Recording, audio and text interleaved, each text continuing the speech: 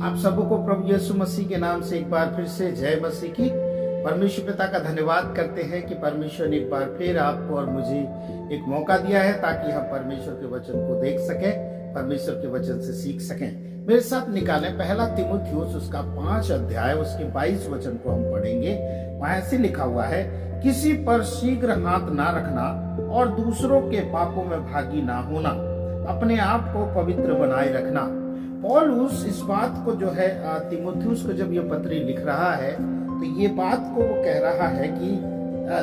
किसी पर शीघ्र हाथ ना रखना और दूसरों के पापों में भागी ना होना और अपने को पवित्र बनाए रखना। ये बात क्यों पौलुस जो है तीमुथियुस को एक निर्देश के तौर में दे रहा है और कह रहा है कि किसी के ऊपर जो है हाथ को ना रखना। आज हम अपने चारों तरफ जब देख रहे हैं माहौल को और इन सब चीजों को जब हम देखते हैं तो हर किसी न किसी व्यक्ति, चाहे वो फेसबुक में हो, यूट्यूब में हो, कहीं भी हो, प्रार्थना सभा चल रही है और वो आज हाल फिलहाल में ही वो प्रभु में अभी नया आया हुआ है, लेकिन वो फिर भी अपने हाथों को बढ़ाकर वो लोगों के ऊपर हाथ रख रहा है और प्रार्थना कर रहा है। मैं आज ये विषय को या इस बात को इसलिए लेकर आया हूँ, मैं इसके खिलाफ नहीं हूँ कि हमें हाथ रख के प्रार्थना नहीं करना चाहिए, लेकिन मैं ये बात को बताना चाहता हूँ कि आज एक ऐसा जमाना आ गया है और ऑनलाइन का जो जमाना है और हम जहाँ कहीं भी देख रहे हैं हम ये पा रहे हैं कि हर एक दो व्यक्ति जो है कुछ ना कुछ करते हुए नजर आ रहा है और हम इन्हीं में से एक जो बात है वो ये है कि दूसरों के ऊपर हाथ रखकर जो है प्रार्थना किया जा रहा है। यदि हम इस बात को, यदि हम इस चीज को नहीं गंभीरता से लेंगे और नहीं समझेंगे तो हो सकता है कि हम बहुत बड़ी परेशानी में पड़ जाएं, हम खुद उस समस्या में घिर जाएं और हो सकता है कि हम दूसरों को भी उस परेशानी में लेकर आ जाएं। तो हमें परमेश्वर के वचन में जो है हाथ रखने के विषय में क्या बताया हुआ है वो हमें जानना है और समझना है। और इससे पहले कि ये जो कॉन्सेप्ट है, ये जो विचारधारा है, ये कहीं अनबिब्लिकल नहीं है, लेकिन ये बाइबल से ही है और बाइबल में इसका जिक्र पाया जाता है और बाइबल के जमाने के लोग जो है किया करते थे। हम देख सकते हैं, यदि आप मेरे साथ निकालेंगे लय व्यवस्था उसका 1 अध्याय उसके 4 वचन को, वहां पे लिखा हुआ है कि जो पाप बलि के लिए जो जानवर लाया जाता था, बछड़ा लाया जाता था, तो उसके ऊपर जो है जिसने पाप किया है उसके ऊपर अपने हाथ को जो है उसके सिर पे रखना होता था, ताकि जो उस व्यक्ति ने पाप किए हैं वो पाप जो है उसके जीवन में, उस जानवर के जीवन में ट्रांसफर हो जाए, वो पाप का भार या पाप का बोझ उसके जीवन में आ जाए। और 4 अध्याय उसके 1 से लेकर 4 वचन में भी इसी बात को हम पाते हैं। वहां ऐसे लिखा हुआ है, जो है वहां एक बछड़े को लाने के लिए बोला गया है और वहां पे यदि भूल से या किसी तरीके से यदि कोई अनजाने में कोई गलती कर दिया है और तो वो व्यक्ति जो है बछड़े को लेकर आए ताकि उस बछड़े के ऊपर सारा दोष जो है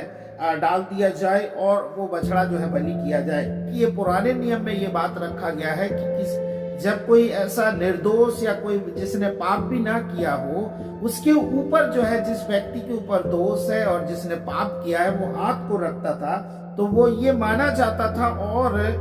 ये बात को कहा जाता था, ये बात को परमेश्वर के वचन में आया है कि जब उसके ऊपर हाथ को रखे गए तो जो कुछ भी उस व्यक्ति ने जो है पाप किए हैं, अपराध किए हैं, वो सब उसके ऊपर चला जाएगा और उसके बदले में जो है उसका बलिदान होगा। हम लय व्यवस्था उसके 16 अध्याय उसके 20 से 22 में हम इस बात को पाते हैं। बलि का बकरा लाने के लिए बोला गया है और हम देख सकते हैं कि जब ये बलि का बकरा को लाया जाता था और ताकि और उसके ऊपर जिसने भी अपराध किया है, गुनाह किया है, वो व्यक्ति जो है अपने दोनों हाथों को जो है उसके ऊपर रखता था ताकि उसका जो भी दोष है, जो भी पाप है, वो उसके ऊपर ट्रांसफर हो जाए, उसके ऊपर स्थानांतरित हो जाए। और हम देख सकते हैं कि इस प्रकार से जो है करने के लिए परमेश्वर का वचन जो है पुराने नियम में बताया है कि जो भी व्यक्ति, जो भी जिसने भी अपराध किया है वो इस प्रकार से करेगा तो उसके पाप जो है क्षमा हो जाएंगे। और हम देख सकते हैं कि जब ये बलि का जो बकरा जो लाया जाता था, दोनों हाथों से उसके सिर को जो है थोड़ा सा दबाव लगाकर जो है बार बार उसके ऊपर रखा जाता था और करा जाता था कि ये दोषी है और इसके ऊपर उसका सारा दोष, जिस व्यक्ति ने दोष किया है, जिसके जीवन में पाप है, वो उसके ऊपर लग जाए। और उसके बाद जब ये विधि को किया जाता था और उसे एक सुनसान जो है जंगल में ले जाया जाता था और उसे छोड़ दिया जाता था, ताकि वो इस बात का प्रतीक हो कि उसने जो कुछ भी उस अपराधी व्यक्ति ने उसके ऊपर हाथ रख के फोर्स लगाया गया है और वो कहा है, वो सब जो है वो पाप का, अधर्म का बोझ उठाए और वो अनजाने जगह में फिरता चला जाए। और हम देख सकते हैं ये परमेश्वर के वचन में ही आया हुआ है और ये बात को बता रहा है कि सिर में हाथ रखने के द्वारा से वो जो चीजें हैं उनके जीवन में ट्रांसफर हो जाती हैं, उसके जीवन में आ जाती हैं। उसी प्रकार से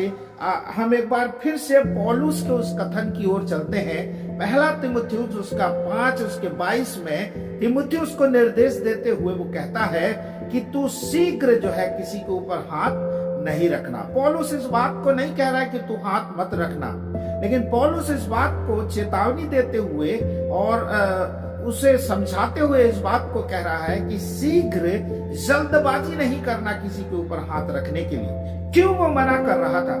पौलुस जो है पुराने नियम को जानता था, पुराने नियम को पढ़ता था, क्योंकि वो स्वयं एक फरीसी था और उसने परमेश्वर की व्यवस्था को बहुत ही भली भांति तरीके से अध्ययन किया हुआ था। इसीलिए वो इस सिद्धांत को, इस बात को जानता था कि जब हाथ किसी के ऊपर रखा जाता है तो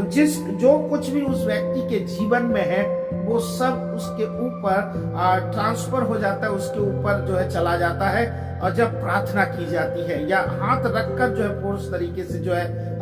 रखा जाता है, हमने परमेश्वर के वचन के द्वारा से देखा कि जो भी व्यक्ति गुनाह करता था और उसके जीवन में समस्याएं आती थी तो वो इस प्रकार से जो है अपने गुनाह से बचाने के लिए एक उपाय के रूप में बताया गया था कि ये हाथ जब रखा जाता है तो वो उसमें स्थानांतरित हो जाता है। और मैं बताना चाहता हूं कि हमें जल्दबाजी, आज जो है एक ट्रेंड सा चला हुआ है, हर एक व्यक्ति जो है किसी के ऊपर हाथ रखना चाह रहा है, चाहे वो अभी हाल फिलहाल में या उसका कोई इतना अच्छा एक्सपीरियंस भी नहीं, अनुभव नहीं है प्रभु के साथ, लेकिन वो फिर भी दूसरे के ऊपर हाथ रख रहा है। पौलुस चेतावनी देते हुए कहता है कि शीघ्र किसी के ऊपर हाथ ना रखना। उसका एक ही मतलब था और वो बताना चाह रहा था कि हाथ रखने के द्वारा से जिस प्रकार से एक व्यक्ति के जीवन से, चाहे वो आशीष हो या वो श्राप हो या उसका बुरा विचार हो या बुरी आदत हो, वो उसके जीवन में चली जाती है। इसीलिए पौलुस कहता है कि सबसे पहले जो है जल्दबाजी नहीं करना। यदि परमेश्वर की ओर से कोई अगुवाई हो रही है किसी अगले व्यक्ति के लिए, जब प्रार्थना की जा रही है, तो आप और मैं जो है हाथ को रख सकते हैं। नए नियम में भरे पड़े हैं और पुराने नियम में भी हमने देखा कि कैसे जो है हाथ रखने के द्वारा से वो बातें जो है उनके जीवन में ट्रांसफर हो जाती है, उसके जीवन में स्थानांतरित हो जाती है। जैसे कि हमने परमेश्वर के वचन को देखा, पुराने नियम में, नए व्यवस्था में हमने देखा कि हाथ रखने के द्वारा से उस व्यक्ति के जीवन में जो कुछ भी बुराई है और समस्याएं हैं वो जानवर के ऊपर जो है ट्रांसफर हो जाता है। वैसे ही जब हम किसी व्यक्ति के ऊपर हाथ रखते हैं तो हमारे जीवन में जो कुछ भी है, चाहे वो आशीष हो, चाहे वो हमारे जीवन की जो कमियां हो या गलतियां हो, वो भी उस व्यक्ति के जीवन में चली जाती है। मैं इस वचन को जो है 2-3 भाग करके बताना चाहता हूँ, क्योंकि काफी ये बहुत ज्यादा लंबा विषय है, इसीलिए मैं शॉर्ट करके जो है बताया हूँ। आज जो है हमने जैसे कि देखा कि जो है हाथ रखने के द्वारा से जो है स्थानांतरित होती है चीजें और वहां पर ट्रांसफर होती है। इसीलिए पौलुस जो है कह रहा था कि जल्द से तो किसी के ऊपर हाथ ना रखना। इसे हम कंटिन्यू करेंगे इस वचन को और देखेंगे कि हाथ रखने के द्वारा से कैसे कैसे आशीषें भी पुराने नियम में हम देखेंगे कि कैसे हाथ रखने के द्वारा से जो है आशीषें एक व्यक्ति के जीवन में आ जाया करती थी और वो सारे आशीषें उसके जीवन में फल जाया करती थी। तो यहीं पे मैं इस वचन को रोकता हूं और आने वाले दिनों में हम और इसमें भाग में देखेंगे कि कैसे आशीषें जो है एक इंसान के जीवन में आती है जब हाथ रखते हैं। तो परमेश्वर के वचन के सुने जाने पे आप सभी को परमेश्वर आशीष दे। God bless you. जय मसीह।